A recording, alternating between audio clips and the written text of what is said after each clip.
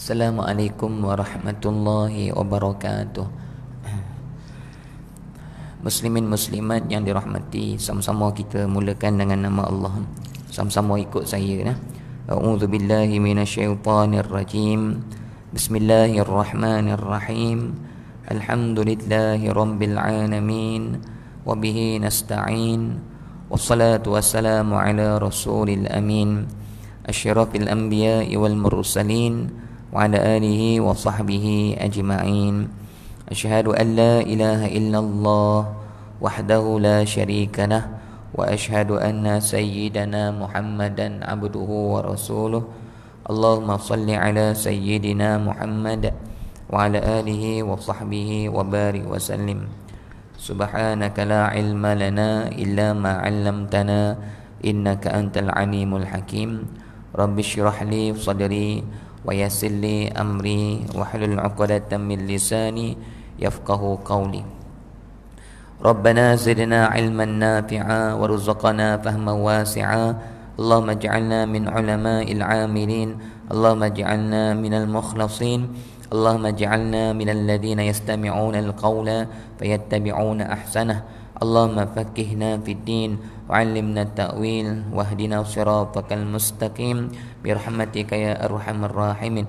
Na'udzu billahi min syururi anfusina wa min sayyiati a'malina wa la haula wa la quwwata illa billahil aliyyil azim. Amin ya rabbal alamin. Amma ba'd. Muslimin muslimat, sama-sama kita melapaskan, mari sama-sama kita sebut alhamdulillahi rabbil alamin kehadrat Allah Subhanahu wa taala, kerana pada hakikatnya tiadalah daya dan upaya kita melainkan semuanya dengan rahmat dan bantuan daripada Allah, tuan-tuan ya. Tuan-tuan, bila kita berada dalam nikmat, tuan-tuan kita kena ingat dua perkara, tuan-tuan ya. Apa sahaja jenis nikmat, kita kena buat dua perkara ni. Kalau kita tak buat dua perkara ni, kita bukan hamba Allah, tuan-tuan ya.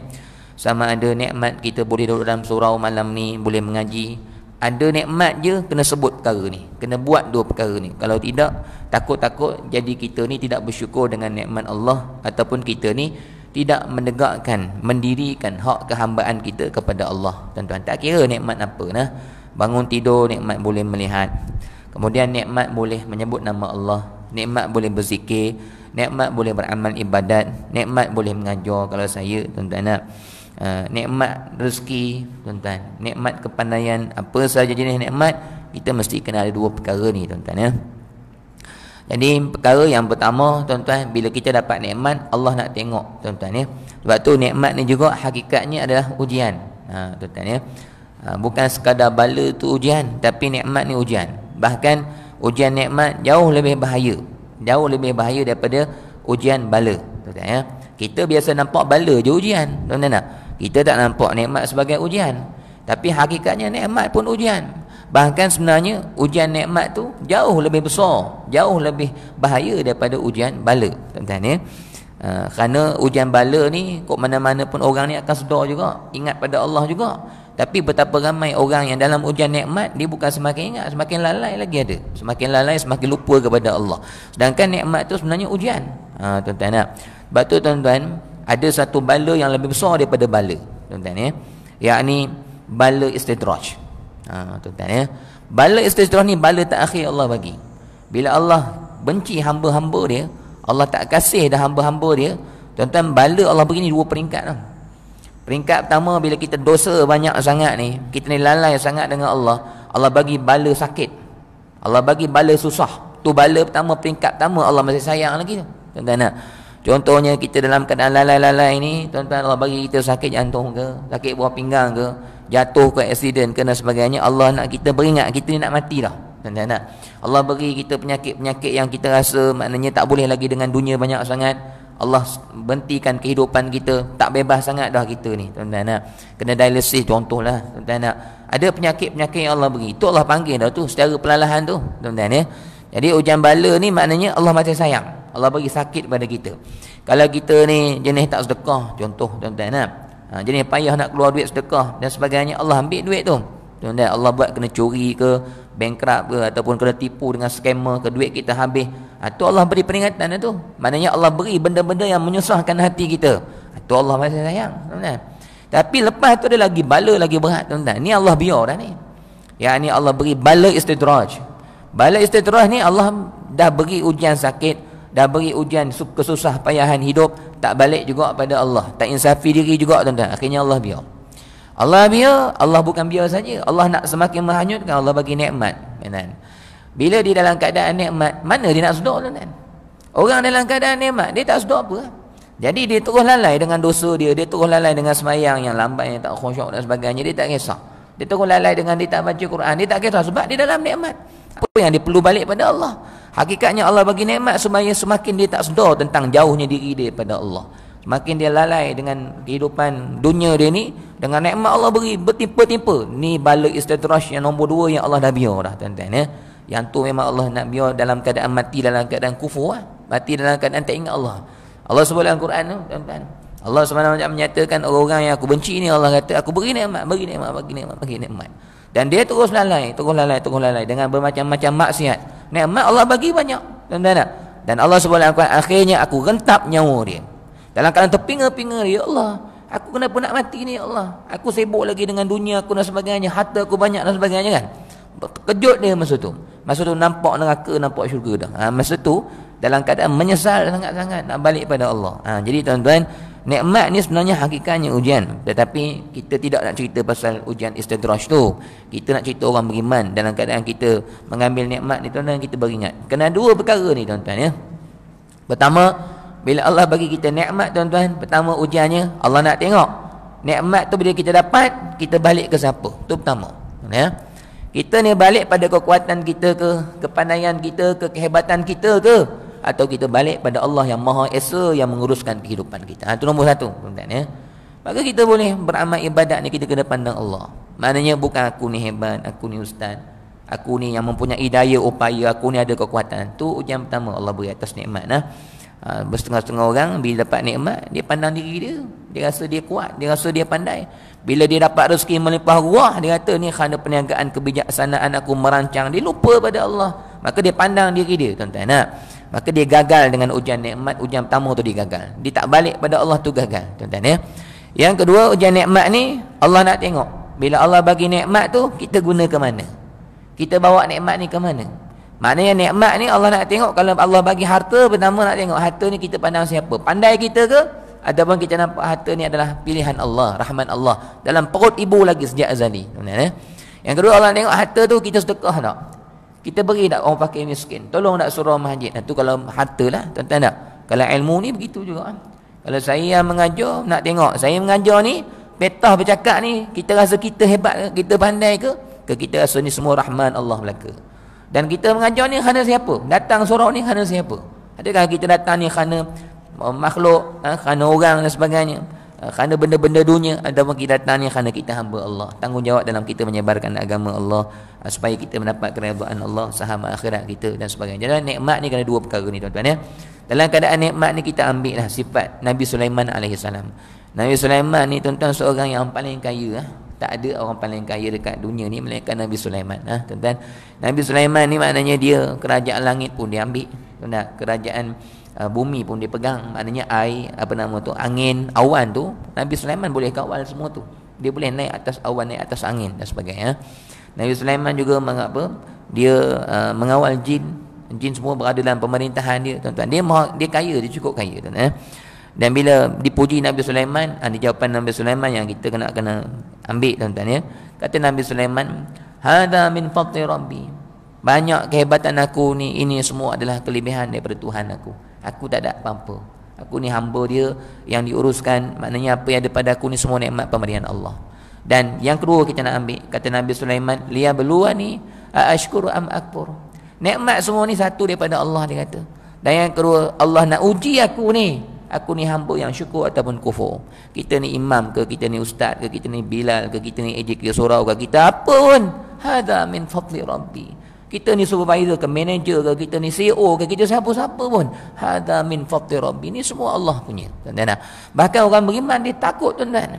Dia takut dalam keadaan dia menerima nikmat ni tuan-tuan, bukan seronok. Dia takut dengan jawatan ustaz ni, dia tak amanah dengan jawatan ni. Makin banyak nikmat, makin dia risau sebab makin lama dia akan ditanya di hadapan Allah. Harta ke mana dia pergi, tuan-tuan? Tak betul jalannya, harta dia akan berada di atas tengkuknya, akan memberatkan tengkuknya. Esok semakin lama dalam neraka Allah, na'udzubillah, tuan-tuan kita. Nah. Jadi Nabi Sulaiman punya pegangan ni yang kita nak ambil, tuan-tuan. Lihat beluan ni, ya ashkuru am akfur. Untuk Allah menguji aku ni hamba yang bersyukur ataupun kufur, tuan-tuan ya. Kalau kufur dengan nikmat ni, makna pertama, bila kita dapat buat kebaikan, kita rasa kita pandai, kita hebat, kita sombong tu kufur dengan nikmat Allah, menjadikan kita semakin jauh dengan Allah dengan sifat-sifat yang tidak baik. Yang kedua, kufur ada nikmat, kita tidak gunakan perkara itu untuk semakin kita mendapatkan redaan dan kasih sayang Allah, tuan-tuan ya. Jadi saya cerita ni, tuan-tuan, nak kait dengan tauhid, supaya tuan-tuan kita buatlah apa sahaja kebaikan, tapi jangan sampai kita merasakan kita hebat. Buang diri kita. Kata Hasan Al-Basri, tuan-tuan ya, orang yang mencapai hakikat, tuan-tuan dengar kata Hasan Al-Basri. Bismillahirrahmanirrahim. Orang yang mencapai hakikat bukan adalah orang yang tidak beramal. Orang yang sampai mengenal kepada Allah tu bukan dia tak beramal. Orang yang sampai pada hakikat adalah orang yang beramal tetapi tidak memandang diri dalam beramal. Faham tak, tuan-tuan ya? Ni orang sampai hakikat. Maknanya sebagai hamba beramal, tetapi tidak sampai memandang diri ni hebat dalam beramal. Semua nampak amal pertolongan daripada Allah, tuan-tuan kita. Yang saya nak ajar tuan-tuan satu perkara lagi. Bila kita dalam keadaan mengaji tasawuf, kita nak bawa hati kita dekat kepada Allah, Allah kasih pada hati kita. Tuan-tuan, jangan sama sekali kita membezakan diri kita dengan orang luar. Kalau kita ada membeza-bezakan, kita rasa kita mulia, kita orang masjid. Kita jalan dengan orang tepi tepi kedai kan, kedai-kedai orang yang tak pergi surau contoh kan. Kita rasa kita orang masjid. Kita jalan dengan dada yang tinggi. Kita pergi rumah-rumah orang yang kadang-kadang panggil kita datang tahlil contoh, tuan-tuan. Dia jarang datang surau. Sekali-sekali dia datang. Kita masuk rumah dia, kita rasa kita orang masjid, kita bangga, kita rasa kita mulia. Tuan-tuan, sombong dah tu. Yang tu kita telah kufur dengan nikmat. Allah bagi kita boleh beramal ibadat, jadi orang masjid, orang surau, bukan untuk kita rasa kita gerah, tuan-tuan ya. Ada sifatnya sebelah zarrah pun jadi syaitan, tuan-tuan. Syaitan ni dia rasa mulia dengan api tu, maka dilaknat sampai hari ni. Bukan banyak dia sombong, tuan-tuan. Dia sombong sikit tak nak sujud sampai hari ni, dia dilaknat oleh Allah. Jadi saya nak sebut dengan tuan-tuan, bila mana kita dalam keadaan baik ni, syukur banyak-banyak pada Allah. Dan orang-orang yang belum Allah beri nikmat seperti mana Allah beri kepada kita, tuan-tuan kena pandang dan dua perkara. Orang yang belum bersama macam kita, tuan-tuan mungkin tak semayang ke, mungkin duduk kedai kopi maghrib-maghrib, jangan kita pandang hina. Kalau kita pandang dengan pandangan-pandangan yang tak baik, apalah orang pergi semayang, tak pergi masjid contoh kan, tengok aku, habis out hati kita. Maknanya nikmat kita pergi ke masjid ni sudah menjadikan kita sombong. Naik motor tu sombong dah hati kita tu, tak kena, tuan-tuan. Patut orang beriman, orang soleh, hati dia memandang semua manusia ini dengan dua perkara. Kita hidupkan perkara ni. Kalau tidak, tak sampai kita kepada Allah. Jadi hijab diri kita dengan Tuhan. Pertama ialah pandang dengan belas kasihan. Tengok orang tepi jalan, ya Allah, kasihan. Aku ni alhamdulillah, kau beri aku kuatan untuk pergi ni, ya Allah. Orang belum pergi ni, macam mana aku nak bawa dia pergi sama aku? Bukan hina, tuan-tuan. Bukan sembang kat orang. Tengok siapa dia menjiran kan. Orang ni nama-nama aku tengok dia maghrib duduk kedai kopi. Bukan cerita hal keburukan orang, sembang orang, bukan. Fikir belas kasihan, macam mana kita nak tarik sahabat kita ni, kasihan kat dia. Bukan kita menghina, menjaja-jaja cerita dia dan sebagainya. Macam kita dah baik sangat, kita memperendah-rendahkan orang, tak boleh, tuan-tuan ya. Kalau hati kita ada macam tu, Allah murka dengan amal yang kita ada. Sebab kita dah jadi mulia, kita rasa lebih pada orang. Yang kedua, tuan-tuan, dengan belas ihsan, pandang orang dengan belas ihsan. Tak kira lah, tuan-tuan, tiba-tiba dengar ada satu kampung ada orang mencuri kan. Oh ni orang ni masuk rumah dan sebagainya. Oh kita tangkap, jom kita pukul ramai-ramai kan. Jom kita hentam orang ni ramai-ramai. Allah, tuan-tuan, kalau Nabi ada, Nabi tak ajar kita macam tu. Kita sepatutnya belas ihsan, tanya dia macam mana. Kalau ada masalah, kita bawa pergi balai polis, selesaikan dengan jalan yang baik. Bukannya kita nak hina, nak hentam, nak pukul. Dia ni manusia, tuan-tuan. Kita kasihan, ya Allah, kenapa kamu buat macam ni? Apa masalah kamu? Kenapa kamu sampai jadi macam ni? Kalau kamu tak ada duit, bukan ni jalannya. Kasihan, tuan-tuan. Kenapa dia sampai macam tu, dia mengambil tindakan? Bukannya kita nak hina, nak sepak terajang dia dan sebagainya, tuan-tuan. Tentang kita rasa kita ni baik dan sebagainya. Itu tidak kena, tuan-tuan. Dan dari segi pengajian tasawuf tak ajar kita berkasual gitu, memandang hina pada orang, menghentam orang dan sebagainya. Dan yang kedua, tuan-tuan, adalah ajar dalam tasawuf kita ni, berdoa. Kita ajar hati kita berdoa. Dua perkara tu. Tengok orang dalam keadaan yang jauh ni, kesian kat dia. Yang kedua, ya Allah, doakan. Tuan-tuan pernah tak kita selama ke hari ni, tuan-tuan nak kita jalan naik motor, tengok jiran tak datang seorang, tengok orang-orang duduk kedai kopi contoh kan. Pernah tak kita, ya Allah, berilah hidayah kepada mereka. Kadang-kadang kita tak berdoa pun, tuan-tuan. Kita lalu kita biar gitu saja. Mana sifat kita orang beriman yang kasih dengan saudara kita, kasih sayang kepada mereka seperti mana kita kasih pada diri kita. Yang ada kita nak hina orang, nak bandingkan diri kita lebih baik dan sebagainya. Itu maknanya sudah tersalah jalan kita dengan nikmat beramal dan sebagainya, menjadikan kita lupa kepada manusia-manusia yang jauh daripada Allah ni. Kita lupa nak mendoakan, nak belas ihsan kepada mereka. Kadang-kadang kita lalu tu dalam keadaan kita tak rasa apa-apa pun, tak ada belas kasihan pun, tak ada rasa pun, rusing tengok orang macam tu, tuan-tuan ya. Ni orang dakwah ni, orang tabligh ni tuan-tuan, bab-bab begini memang ya. Itu kita kalah, tuan-tuan ya. Mereka sanggup pergi lorong ke lorong, sampai diludah, dicaci dan sebagainya, sampai mereka menangis-nangis dan sebagainya, tuan-tuan, demi belas ihsan mereka kepada sesama Islam, dan demi mereka nak menyampaikan dakwah Rasulullah sallallahu alaihi wasallam. Ini kelebihan mereka yang kita maknanya tak mampu nak buat. Kita kena terima kebaikan tersebut, tuan-tuan ya.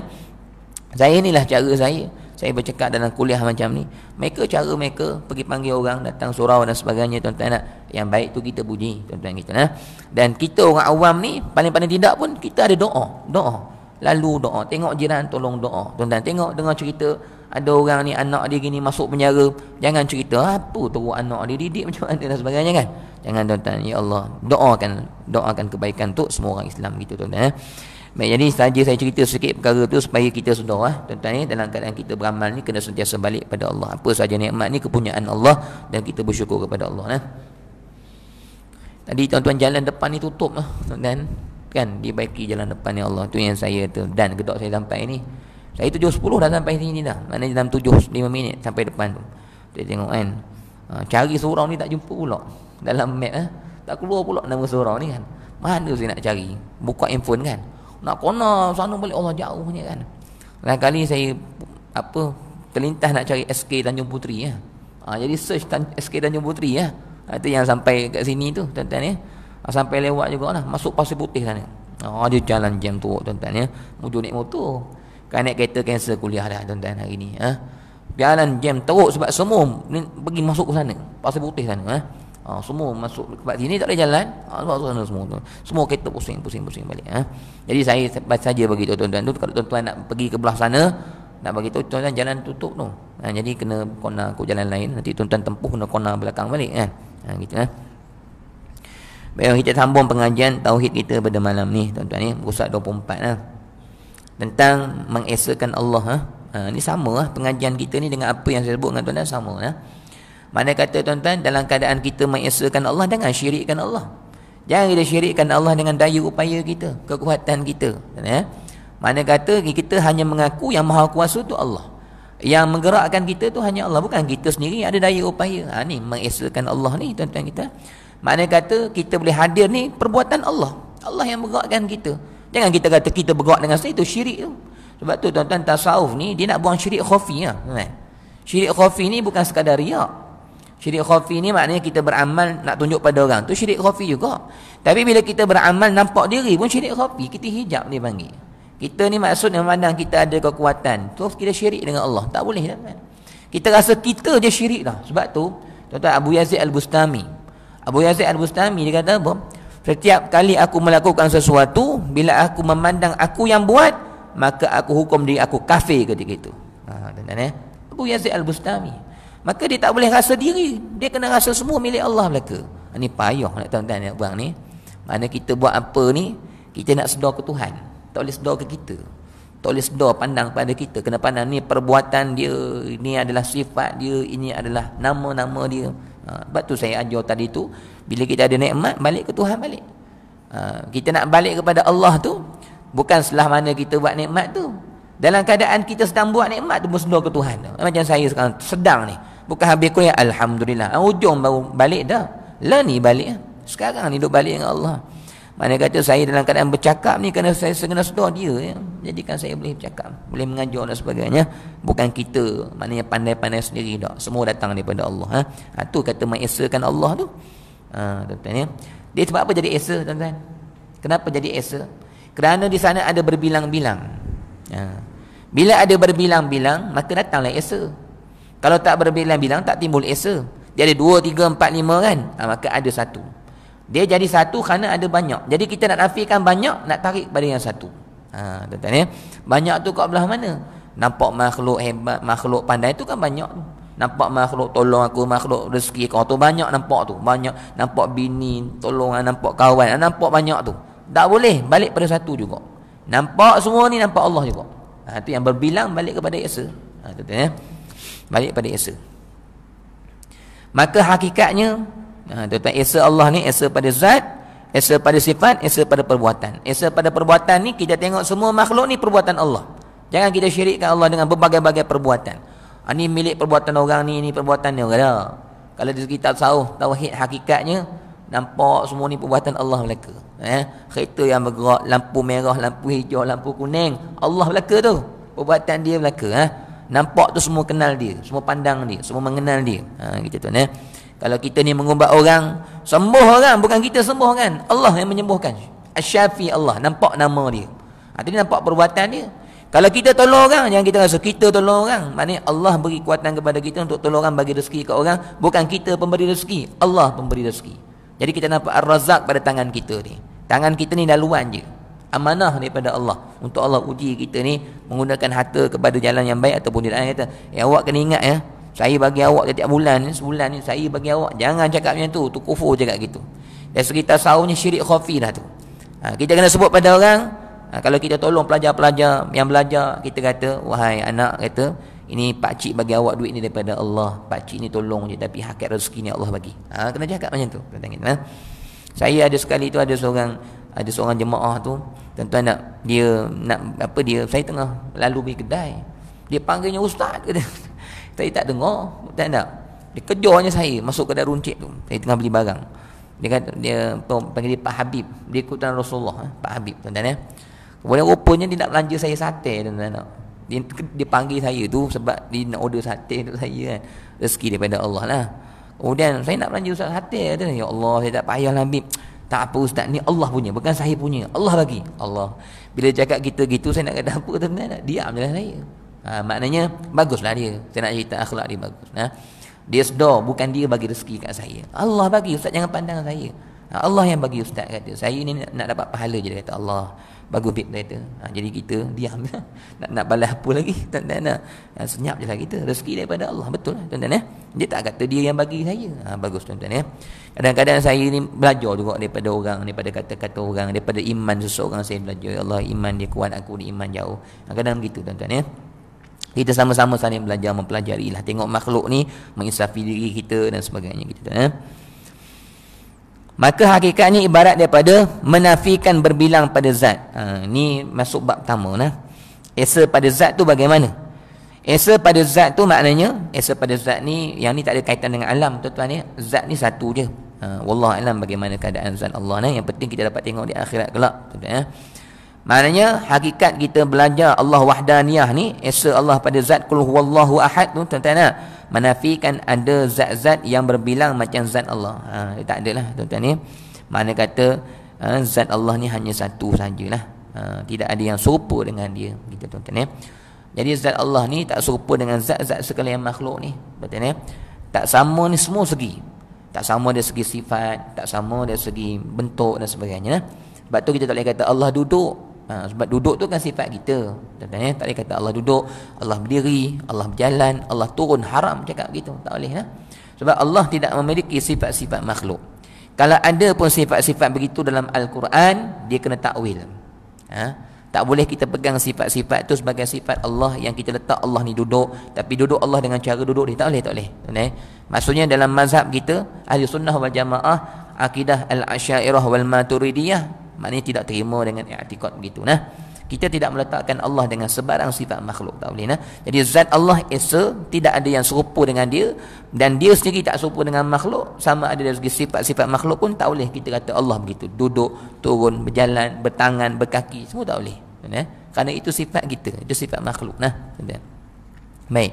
Kemudian berbilang pada zat, berbilang pada sifat, dan berbilang pada perbuatan. Jadi kita tak boleh kata perbuatan ni perbuatan makhluk, kita kena nampak perbuatan Allah. Zahir betul perbuatan makhluk, tuan-tuan ni. Tapi hakikat Allah yang menggerakkan. Tuan-tuan ni. Kalau kita cakap benda ni dengan orang awam, tak baik lah, kurang bagus tuan-tuan. Simpanlah hati lah. Biar kita simpanlah hati, nampak perbuatan Allah lah. Jangan tengok orang berjalan, ni perbuatan Allah ni, Allah yang menggerakkan dan sebagainya. Boleh cakap, tapi bagi orang yang sudah mahir dalam pengajian tauhid, tak apa lah. Takut jadi fitnah pula cakap Allah dan sebagainya. Baru ni tuan-tuan ada orang mengadu dengan saya, dia WhatsApp saya, dia tulis agak panjang lah. Dia kata, Ustaz tolong bagi pandangan. Saya kata, kenapa? Ustaz tengok video ni. Dia kata, orang ni tuan-tuan, dia ada dekat khidmat tu. Tuan-tuan, dia ada seorang pakcik ni, dia baik. Dia cukup baik tuan-tuan. Dia orang yang rajin beramal dan sebagainya. Tiba-tiba tuan-tuan, dia jadi pelik. Tiba-tiba tuan-tuan, pelik dia tu ada yang baik, tapi ada yang baik juga, tapi baik dia tu macam dah melanggar syariat sikit. Tiba-tiba pakcik ni tuan-tuan, dia jadi susun slipper orang dekat masjid surau. Slipper tuan-tuan ni dia susun habis. Mana kata slipper kita tu cantik, semua disusun. Dan slipper kita tu semua jadi ke arah sana. Dia datang surau, dia susun. Tapi yang tak baiknya tuan-tuan, tiba-tiba dia jadi sujud dekat khidmat tu. Kalau tuan-tuan tengok ada dekat khidmat, orang sujud tu dia tu. Dia asalnya tak macam tu. Dia asalnya okey. Tiba-tiba dia sujud dengan orang makan, dia sujud tuan-tuan. Dia bentang jadah, dia sujud tuan-tuan. Jadi ditanya, Ustaz, ni adakah tasawuf ni? Maknanya orang dekat pada Allah dia akan jadi macam ni ke kan? Jadi orang ni pengurusi satu tempat tu, dia minta saya punya pandangan. Dia kata nanti dia nak bawa saya jumpa dengan orang tu. Tak apalah tuan-tuan. Dia tuan-tuan, dia kata orang ni ada bisikan. Bisikan tu suruh dia buat benda tu. Susun slipper. Artinya susun slipper tu. Kemudian sujud tu, bisikan tu suruh dia sujud. Maka dia sujud. Tuan-tuan tu saya kata dengan dia, saya kata, saya kata, sebab tu kita ni dalam keadaan perjalanan kita kepada Allah tak boleh seorang-seorang. Tu jadi dia. Tak ada guru kan. Jadi bila ada bisikan, dia pun buat. Sepatutnya kita kena rujuk pada guru. Wahai guru, bisikan saya ni boleh pakai ke tak? Sujud depan orang tengah makan. Dia ambil gambar, video, hantar kat saya. Orang tengah meja makan ramai-ramai kat khidmat tu, depan meja makan dia sujud. Jadi sebab tu kita nak berjalan kepada Allah ni tak boleh berjalan seorang-seorang, tak mari surau, tak mari masjid, tak ada guru yang membimbing kita, tak ada tempat rujukan untuk kita bertanya. Mari bisikan kita ikut main dan je. Isteri dia menangis-nangis, Ustaz, apa nama cerita kat pengurusi ni kan? Macam mana suami saya ni sampai lah ni duk buat macam tu lagi. Saya belum sempat jumpa lagi dengan dia, tuan-tuan. Saya nak sebutkan tuan-tuan, maknanya bisikan ni ada empat, kena tapih. Tuan-tuan, tengok bisikan kita ni kalau lari pada syariat tak boleh. Sujud depan orang tengah makan, lagi syariat dah tuan-tuan. Dok kena tuan-tuan. Dan kita tengok, ada tak Nabi suruh sujud depan orang makan? Sujud merata-rata tempat ni, sujud tepi kedai, sujud tepi-tepi longkang, ada? Nabi suruh tak? Tak ada. Ada tak wali-wali Allah, ya Allah buat mereka hidup macam tu? Tak ada. So sandaran tak ada. Walaupun benda sujud nampak baik, tapi kadang-kadang tipu daya syaitan tu. Sampai kita maknanya buat benda-benda ibadat begitu dalam keadaan tidak meraihkan adab dengan Tuhan lah, dengan tempat-tempat yang kotor depan orang tengah makan. Kan tak boleh apa sujud depan aku ni. Tuan-tuan, tengah makan ni sujud depan ni. Ada video tu tunjuk kat saya gitu tuan. Jadi maknanya dalam keadaan kita merujuk kepada Allah, kena ada guru tuan-tuan, kena ada rujukan gitu. Dalam keadaan kita memandang Allah dan sebagainya, kena ada guru tuan-tuan. Kadang mimpi mimpi jumpa ular, jumpa beruang, jumpa harimau dan sebagainya. Kadang-kadang orang yang zikir banyak ni dari mimpi-mimpi dia. Kena rujuk juga tu. Kalau mimpi tu berulang-ulang, kena rujuk. Mimpi ular ni ada petanda dia. Maknanya hati kita ni masih berdendam dengan orang tu. Yang ni ada disebut oleh Syekh Abdul Qadir Jalani. Ada dalam kitabnya. Ada seorang dia mimpi berjumpa dengan beruang. Maksudnya dia mungkin dengan dunia masih tak boleh lepas. Allah nak cerita kamu punya perjalanan ni sangkut ni. Sebab kamu ni masih dendam dengan orang, masih ikat dengan dunia. Allah buat perumpamaan tu dalam mimpi. Kadang-kadang dalam mimpi dia kejar binatang buas, kena kejar kan. Ada petanda-tanda tu. Tanya Syekh Abdullah, dia tahu. Saya baru ni dengar kuliah Syekh sebut pasal mimpi tu. Maknanya orang berjalan kepada Allah ni kadang-kadang ada, ya Allah bagi mimpi, bagi ilham. Jadi kena ada rujukan. Tak boleh main ikut dan sebagainya. Kita rasa benda tu baik kan, tapi kadang-kadang jadi fitnah kepada masyarakat. Orang kata orang dekat pada Allah jadi macam ni sujud pipi jalan macam ni. Jadi rupanya benda tu tak adalah agama. Jadi bila buat macam tu, apa tanggapan orang awam kan, sujud depan orang dan sebagainya. Gitulah. Pada perbuatan mandang segala perbuatan Allah. Sama ada bilangan yang muttasil. yang berhubung atau bilangan yang munfasil, yakni bilangan yang bercerai. Ini yang ada dalam istilah tauhid ni tuan-tuan, dipanggil kam muttasil, kam munfasil. Ni ada dalam istilah tauhid. Nanti kita akan tengok lah. Sebenarnya istilah je tu tuan-tuan ni, bunyinya macam apa, bunyi macam tinggi kan, tak, dia tak ada apa-apa tu. Dia istilah je. Dia punya maksud dia mudah je tuan-tuan sebenarnya.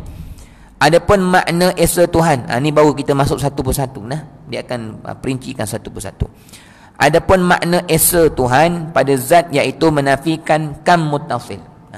Apa kam muttasil ni tuan-tuan? Kita mesti menafikan Allah dalam kata kita beriktikad Allah ni esa pada diri dia, zat itu, kita menafikan kam muttasil pada zat. Jadi menafikan pada zat ni dua, maknanya menafikan kam muttasil pada zat dan menafikan kam munfasil pada zat. Sebab tu bila kita mengaji tauhid ni, kita lebih menghalusi untuk mengenal kepada Allah tuan-tuan ya. Sebab tu kena ada tauhid, supaya kita kenal Allah ni lebih dalam, lebih halus tentang kita mengenal diri dia tuan-tuan ya.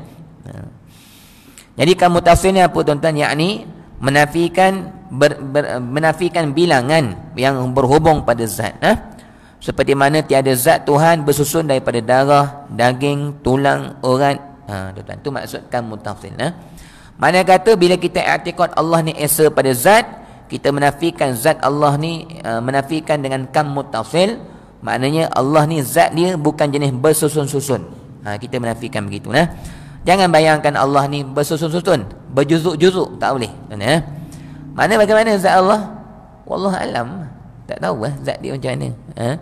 Jadi maknanya bukan zat Allah ni tersusun macam kita ni ada bahagian atas, bahagian bawah, bahagian tangan, bahagian kaki, bahagian tengah.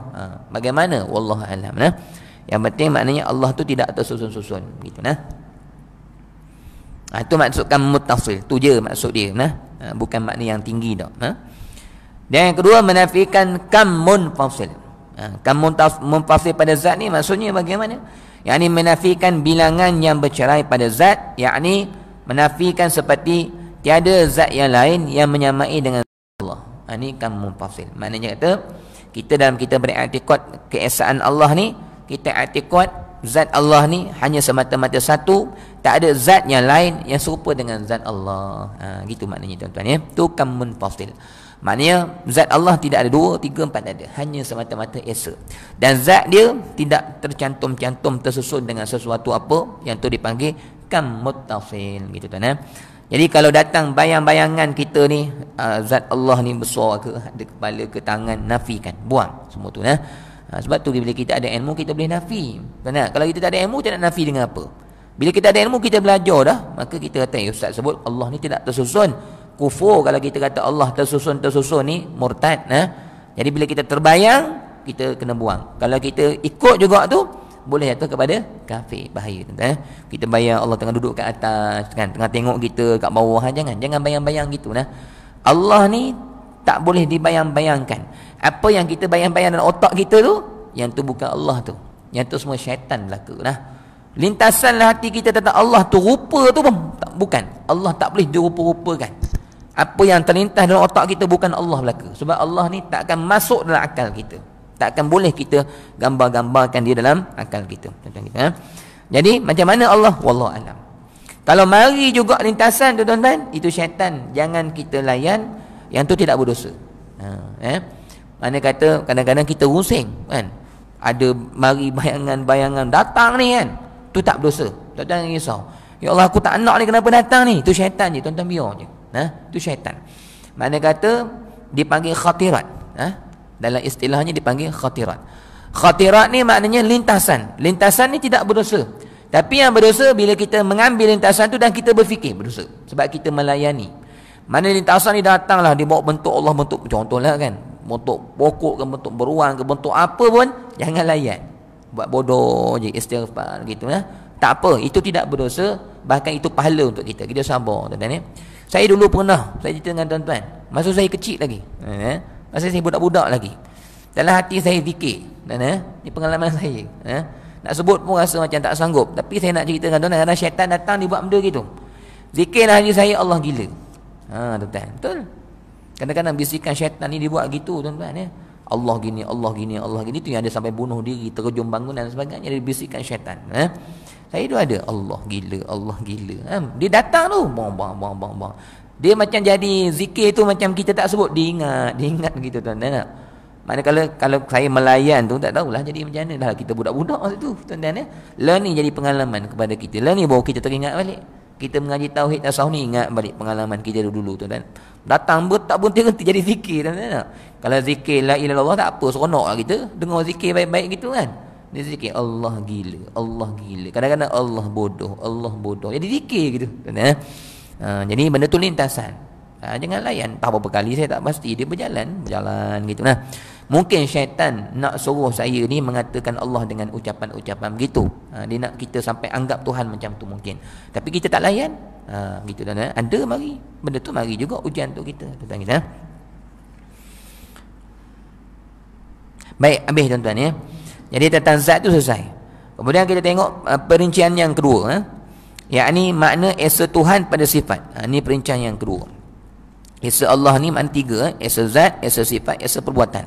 Nanti kita akan tengok esa perbuatan tu, kita masuk hakikat tu. Dia akan sebut perbuatan ni, semua perbuatan Allah baik buruk.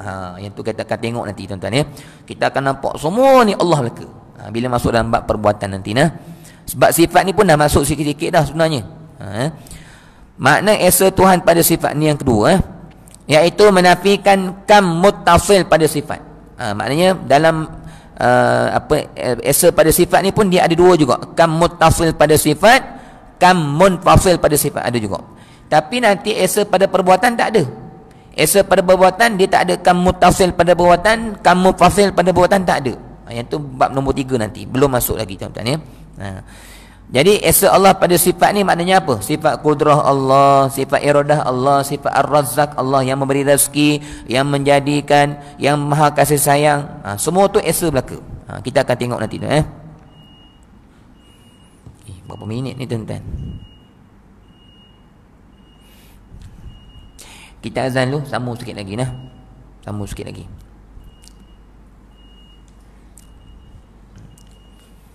Sebab dah masuk tu rasa macam teruskan sikit lagi. Sebab dah masuk sikit nah.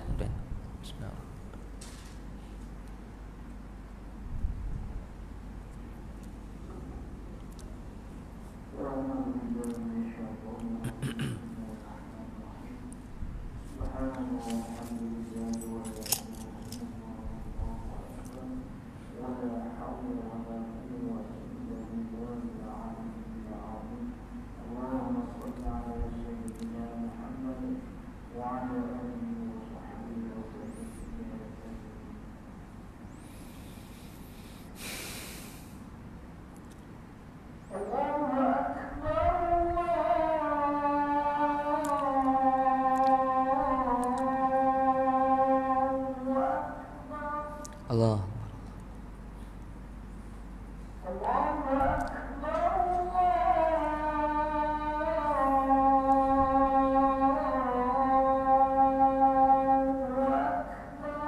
Allah.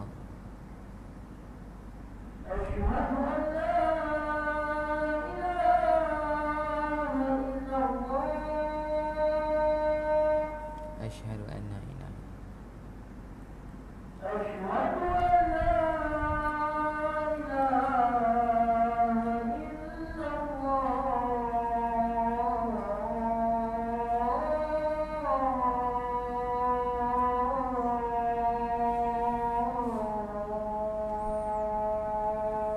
Asyhadu an la ilaha illallah.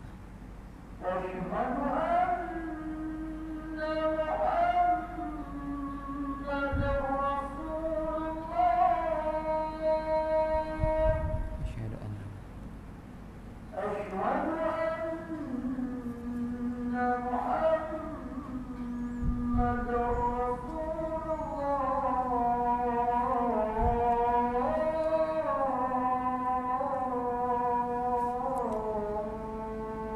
asyhadu anna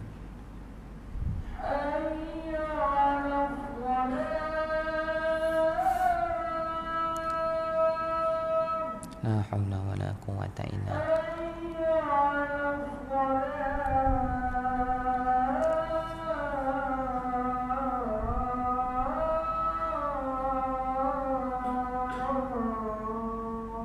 la haula wala quwwata illa billah.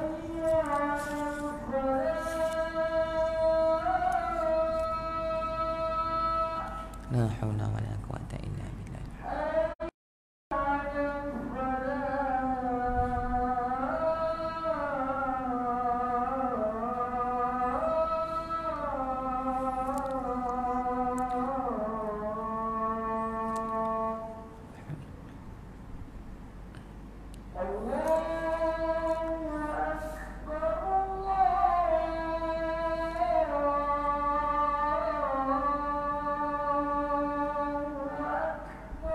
Allah.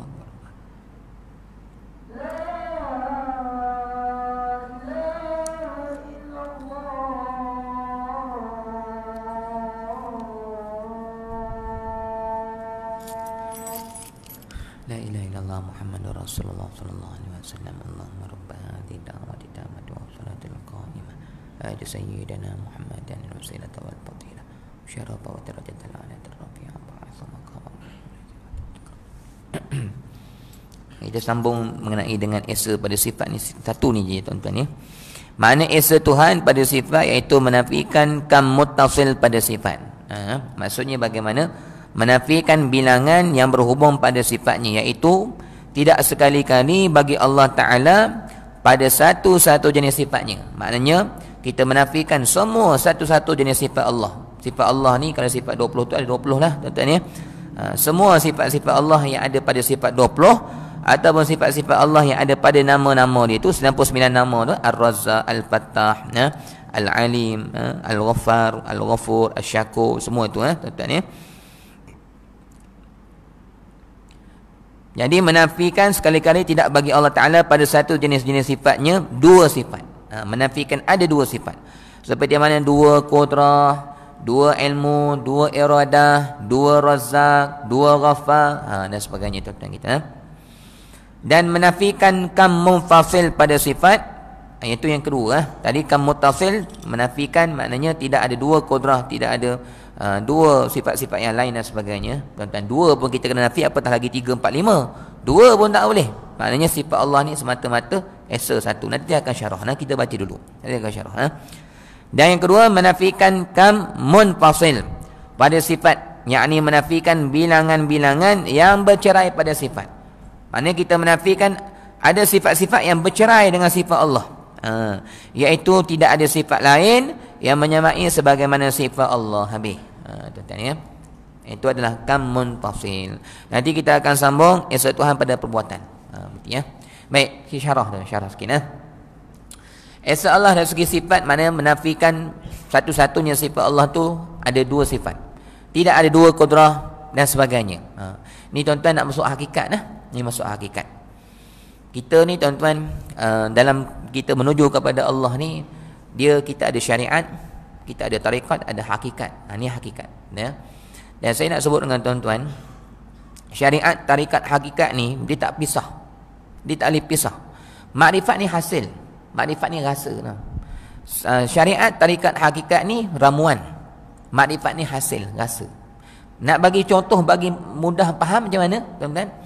Mudah kita buat bagi faham ni, boleh bagi contoh lain. Mudah bagi air senang. Air. Tuan-tuan nak, bila kita nak buat air Milo lah contoh. Air Milo tuan-tuan. Kalau Milo tu kita buah sikit, katalah Milo susu. Milo susu. Katalah Milo tu kita buah sikit, susu sikit. Jadi dia tak pekat sangat. Maknanya Milo tu adalah, tapi Milo yang cerai kita kata tak pekat. Milo yang tak pekat ni kalau kita minum rasa macam mana kan? Tak sedap sangat. Kan? Tu kalau orang pergi kedai nak TO apa? TO kau kan. Kau ni maknanya nak pekat. Jadi maknanya kalau Milo ni bubuh lebih banyak, maka rasa dia lagi sedap, lagi nikmat. Maka kalau bubuh Milo pekat, susu pun pekat, maka lagi sedap. Lagi pekat, tu yang apa, ada air Starbucks apa kan. Starbucks tu pekat air dia tuan-tuan nak. Minum pun rasa tekak dia macam rasa tuan-tuan. Tapi makanan dunia ni kalau pekat bahaya kan. Kita jadi sakit, kerja manis semua ada lah. Tapi iman lain. Iman lagi pekat, lagi sedap. Jadi saya nak bagi perumpamaan mudah contoh macam tu. Mana kata lagi pekat Milo tu, lagi pekat susu dia, rasa dia lagi lagi sedap. Jadi syariat, tarikat, hakikat ni ibarat gitulah tuan-tuan ya. Orang yang syariat dia kemah, lagi kemah, syariat dia semayang dia lagi cantik, lagi bagus tuan-tuan. Dan tarikat dia, apa tarikat tuan-tuan? Zikir hati dia.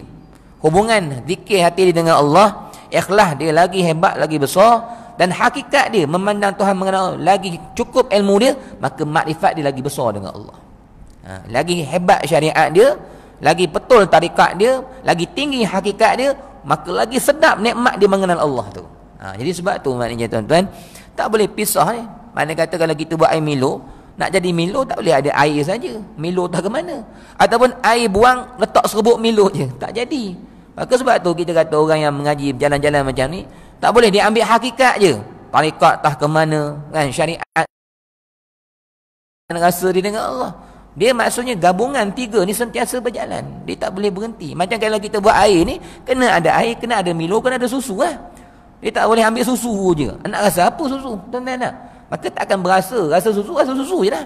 Orang yang ada hakikat, dia tahu hakikat je lah. Tapi perasaan rasa dia dengan Allah, dengan nikmat, dia tak rasa lah. Dia tak dapat. Tuan kita nah. So, maknanya dalam keadaan kita mengenal kepada Allah ni, maknanya tiga perjalanan ni memang tak boleh berpisah, sentiasa bersatu padu, sentiasa bersatu padu. Bahkan orang yang semakin betul jalan dia kepada Allah, syariat dia semakin hebat, semakin kuat, sebab dia bersatu padu tu, tuan-tuan ya. Orang yang betul hakikat dia kepada Allah, bila dia kenal segala-galanya ni Allah, maka hati dia tarikat, tuan-tuan ya. Tarikat ni lah hati. Hati dia lagi ikhlas dengan Tuhan. Tuan-tuan, orang yang dah kenal Allah yang buat kita, Allah yang mengatur kita, Allah segala-galanya kepada kita, malu kalau kita nak angkat tangan kat bawah. Kita akan angkat sungguh-sungguh, sebab kita kenal hakikat Allah yang segala-galanya kepada kita. Kita tak akan semayang main-main, sebab kita tahu dia bela kita, dia besar orang kita, dia jaga kita. Jadi orang yang tinggi hakikat mengenal Allah, segala perbuatan dia, nampak segala Allah, nampak kasih sayang Allah, maka ibadat dia semakin hebat.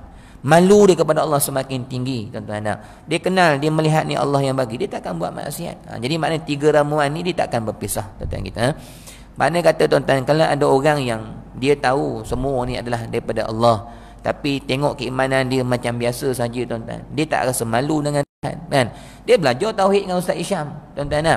Dia tahu Allah yang beri segala-galanya, tapi tak takut. Dia tahu Allah yang buat, tapi dia tengok alam ni tak rasa seronok dengan Allah, dia rasa biasa. Tu masalah kat mana, tuan-tuan? Itu masalah hati kita. Tuan-tuan, sebab tu ilmu ni tak boleh sekadar tahu saja. Kita kena hidupkan hati, bersihkan hati. Saya bagi tuan-tuan, contoh anak kita. Anak kita kalau ada dua orang, tuan-tuan, kita sama-sama tolong anak ni, sama-sama masuk sekolah sama-sama, kita besarkan mereka sama-sama, bagi duit belanja sama-sama. Tapi ada seorang anak ni, tuan-tuan, dia selalu ucap terima kasih kat kita, sayang kepada kita, menghargai kita, balik rumah cium tangan kita, ayah terima kasih, ambil saya dan sebagainya. Kenapa anak jadi macam ni, tuan-tuan? Hati dia baik, hati dia hidup, hati dia menghargai kita, hati dia tengok kasih sayang kita, menyebabkan dia semakin sayang kepada kita. Dia tak bagi orang sentuh ayah dia, sebab ayah saya bela saya, bagi saya makan. Sebab mana baik anak ni? Hati dia baik. Tapi ada seorang anak ni sama, tuan-tuan, kita bagi sama rata, tapi dia ucap terima kasih kita pun tak ada. Padahal dua-dua anak ni tak ada beza apa-apa, belanja sama, semua sama. Tapi yang nombor dua ni cakap terima kasih tak ada, menghargai kita pun tak ada. Kita sayang kat dia, dia tak balas kasih sayang dia. Kat mana rosak anak kedua ni, tuan-tuan? Hati dia rosak, hati dia gelap, hati dia keras, sampai dia tak boleh nak balas kebaikan kita, nak ingat kebaikan kita. Bahkan kalau dia tengok kita buat baik pun, dia tak rasa apa-apa. Ni kerasnya hati dia. Jadi tuan-tuan, kita dengan Allah macam tu. Kita belajar dah macam-macam, tapi bila mana kita kenal, nampak dia, kita rasa biasa je. Nampak ni Allah, biasa je, tak rasa apa.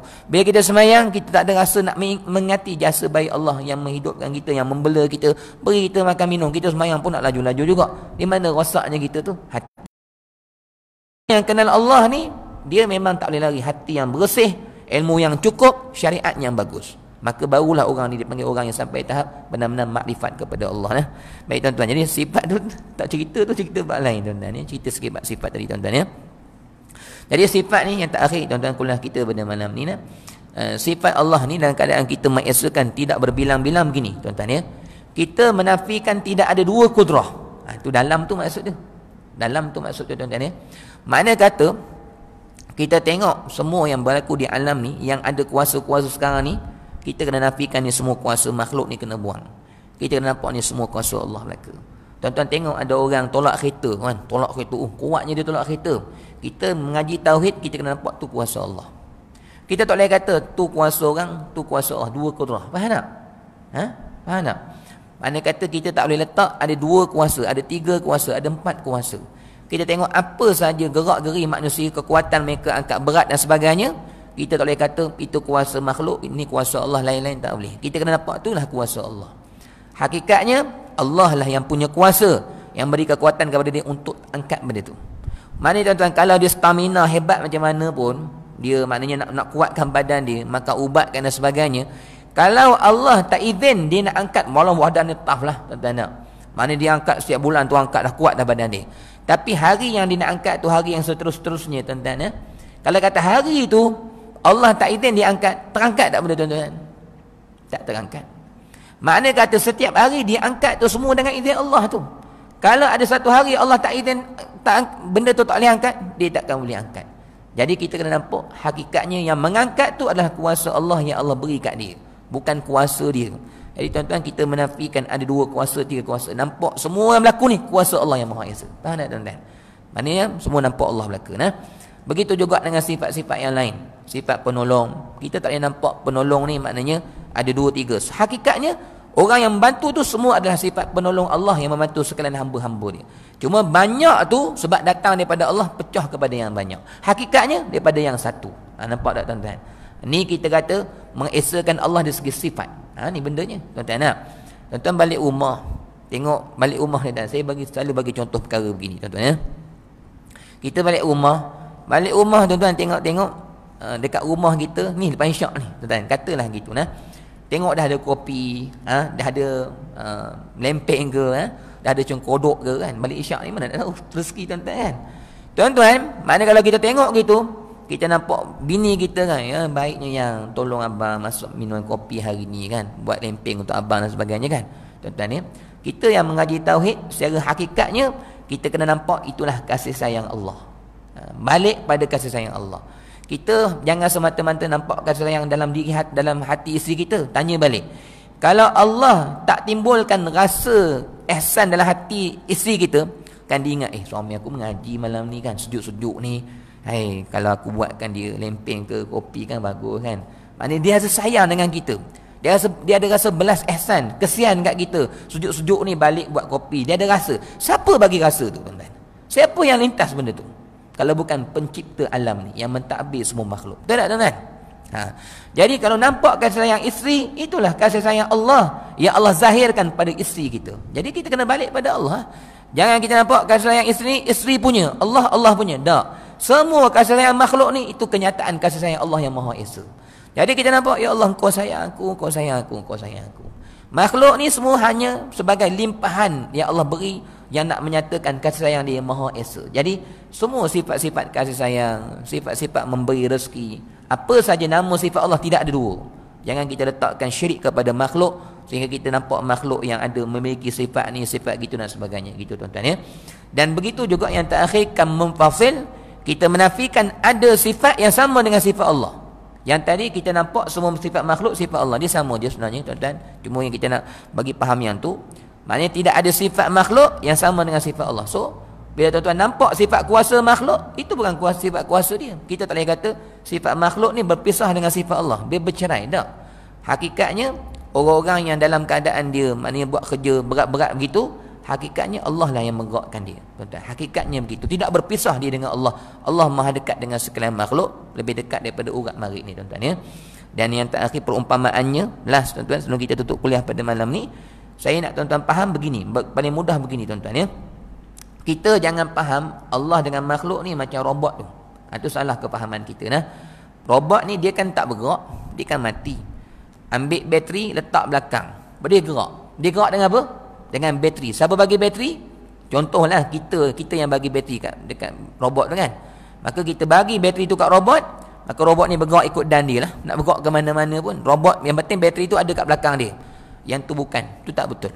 Mana kata Allah ni bukan dibagi kita sifat kuasa, sifat apa-apa kita bergerak dengan sifat tu sendiri. Allah putus dah, terpisah dah. So salah fikir itu. Yang betulnya dalam pengajian kita tauhid tasawuf ni tuan-tuan, yang betulnya adalah Allah dengan makhluk ni yang ulama-ulama kita buat perumpamaan ya. Ni dalam kitab disebut Allah yang kita ni macam bayang-bayang. Itu yang betulnya. Di mana gerak Allah, di situ gerak bayang-bayang. Faham tak tuan-tuan? Ni halus sikit. Mana kata orang ni bergerak apa pun hakikat Allah yang bergerakkan dan tak berpisah bayang-bayang dengan tubuh badan tu. Hakikat gitulah. Cuma tuan-tuan macam mana nak, janganlah kita sampai membayangkan Allah tu macam tu keadaan dia. Ni semua nak bagi mudah faham saja. Keadaan makhluk dengan keadaan Allah macam tu, hakikat tidak berpisah macam tu. Ada setengah ulama sebut macam wayang kulit tu, tuan-tuan ya. Wayang kulit ni kalau kita tengok orang tok dalam ni dengan wayang kulit tu berpisah tak tuan-tuan? Tak. Dialah yang menzahirkan kasih sayang pada orang tu. Mana kata kalau dua orang ni bersayang, dua orang ni kan, Allah juga yang menggerakkan orang A, Allah juga menggerakkan orang B. Orang A dengan orang B ni kalau kita kira wayang kulit tu, dua-dua orang tok dalam yang pegang. Walaupun ada 3 patung kan, tapi yang kawal tu seorang je. Yang ni dia kawal macam ni, dia kawal macam ni. Yang ni kadang-kadang marah orang ni, kadang orang ni sayang, kadang-kadang dia buat patung ni jadi contohlah lakonan tu kan. Patung ni orang ni buat jadi semayang ke, dia zikir ke, dia bergaduh, semua tak lepas daripada tok dalam yang mengawal cerita tu. Faham tak tuan-tuan? Zahir semua cerita dalam tu, sayang ke, benci ke, ibadat ke, zikir ke, mengaji ke, pergi surau ke, semua yang berzahir tu hakikatnya Allah yang Maha Esa yang sentiasa bersama dengan makhluk. Tuan-tuan ya, ni tauhid ni dihalus sikit. Jadi bila kita mengaji tauhid nak sampai macam tu supaya kita dengan Allah ni tak ada hijab. Kita dengan Tuhan ni dapat terus bersama dengan dia. Begitulah sekadar itulah perkongsian kita pada malam ni tuan-tuan ya. Jadi kalau tuan-tuan ada sebarang persoalan ya, orang kata nak apa panggil? Bukan munakasyah, muzakarah dipanggil. Tuan-tuan boleh jumpa dengan saya. Tak faham Ustaz cerita lepas isyak ni tak faham apa benda Ustaz cerita kan. Bab-bab dalam memandang Tuhan dan sebagainya, takut kita jadi kekeliruan dan sebagainya, tak ada masalah. Tuan-tuan boleh terus maknanya bermuzakarah dengan saya untuk saya berikan penjelasan yang lebih jelas kepada kita dalam kita nak mengenal kepada Allah ni tuan-tuan kita. Sebab dia memanglah pengajian tauhid ni dia halus. Dan bila halus tu kadang-kadang tipu daya syaitan tu pun maknanya halus-halus juga tu. Tuan-tuan kata. Tapi dalam keadaan kita nak dekat kepada Allah ni memang kena masuk ilmu-ilmu macam ni supaya kita dengan Allah ni tidak ada hijab lagi antara kita dengan Tuhan. Jadi segala yang baik tu semua datang daripada Allah. Tuan-tuan, mudah-mudahan Allah merahmati tuan-tuan semua. Allah beri kepahaman yang baik, kepahaman yang Allah redha, bukan kepahaman yang ditipu daya oleh syaitan. Mudah-mudahan Allah berkati ilmu kita tuan-tuan insya-Allah. Jadi saya mohon maaf kekurangan dalam saya sampaikan kuliah. Jadi mudah-mudahan Allah mengampunkan dosa kita semua insya-Allah. Wassalamualaikum warahmatullahi wabarakatuh. Alhamdulillahirabbil alamin. Astaghfirullahalazim. Astaghfirullah.